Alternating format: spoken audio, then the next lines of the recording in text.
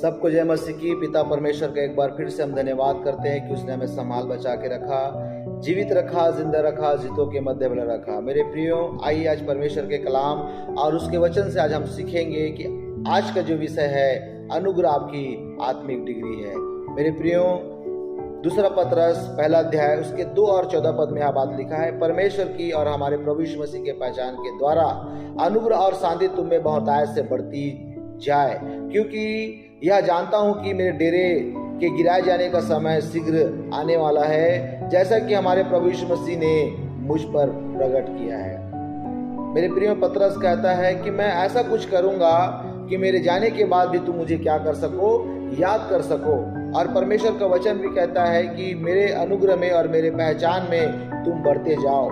जब एक विश्वासी दूसरे विश्वासी से मिलता है तो हम बोलते हैं गॉड ब्लेस यू, लेकिन यह गॉड ब्लेस यू शब्द एक साधारण सा शब्द लगने लगता है, पर है नहीं।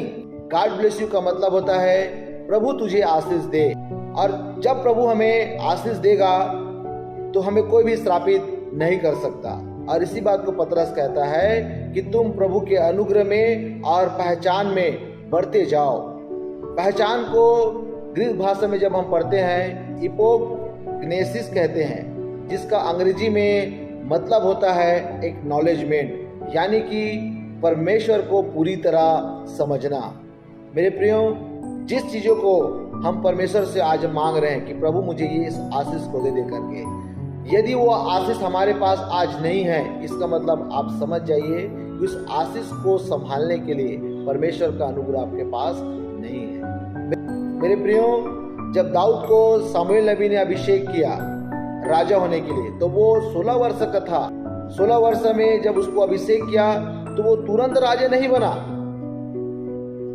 ये परमेश्वर का योजना था, परमेश्वर का एक प्लान था। अब उस योजना को पूरा करने के लिए दाऊद ने काम किया। दाऊद अकेला में अपनी जिंदगी को बिताया। थोड़े से भेड़ बकरियों के द्वारा वो गर्मी में, धूप में, छांव में, बारिश में, ठंड में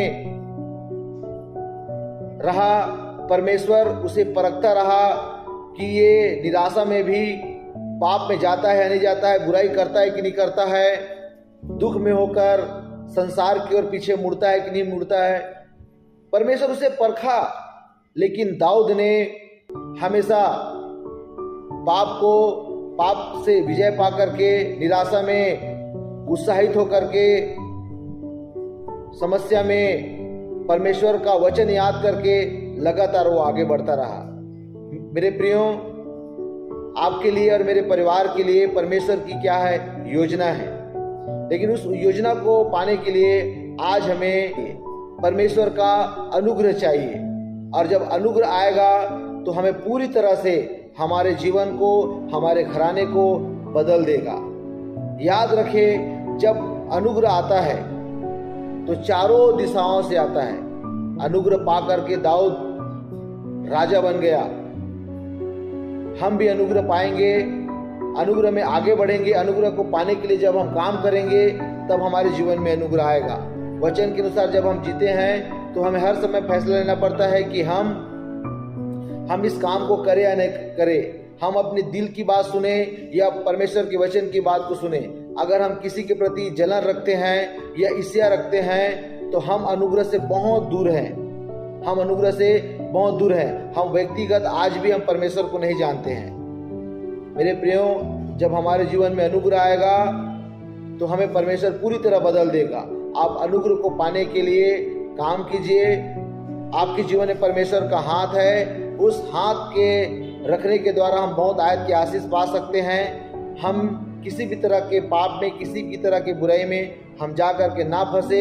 हमें एक बड़ी योजना के लिए परमेश्वर ने हमें अपने पास में बुलाया है। हमें एक बड़ी आशीष के लिए परमेश्वर ने हमें अपने पास में रखा है। उस बड़ी योजना को पाने के लिए, उस बड़ी आशीष को अपने जीवन में देखने के लिए आप परमेश्वर के अनुग्रह में आगे बढ़े। अकेला में भी परमेश्वर के साथ वफादार रहे, चार के भी परमेश्वर के साथ वफादार रहे, ताकि परमेश्वर आपके जीवन में बहुतायत की आशीष आपको दे सके और परमेश्वर के सारे आशीषों को आप अपने जीवन में अपना सके और वो आपको बेटा कह करके ऊंचा उठा सके। मेरे प्रियो, इस वचन के द्वारा आप सबको आशीष दे। सबको जय मसीह की। धन्यवाद सर्वशक्तिमान मेरे परमेश्वर पिता प्रभु जी, आपको मैं धन्यवाद देता हूँ। इस वचन के द्वारा पिता परमेश्वर, मैं आपको पिता परमेश्वर धन्यवाद देता हूँ कि आपने पिता परमेश्वर बताया कि हमें अनुग्रह में आगे बढ़ना है। हाँ मेरे प्रभु, हम अनुग्रह में और आपके पहचान में हम आगे बढ़ सके और बहुतायत की आशीष जो हमें नहीं मिली है, उस आशीष को हम पाकर हम आगे बढ़ सके। प्रभु यीशु मसीह, हमारे कलीसिया, हमारे परिवार, हम सब पिता हम आपकी योजना में हम काम कर सके और उस अनुग्रह को पाने का पिता परमेश्वर हम काम कर सके, जिसके लिए पिता हम आज पीछे हैं। प्रभु हम सबको आगे बढ़ा और हम सबको आशीष दे, यीशु मसीह के नाम में, आमीन।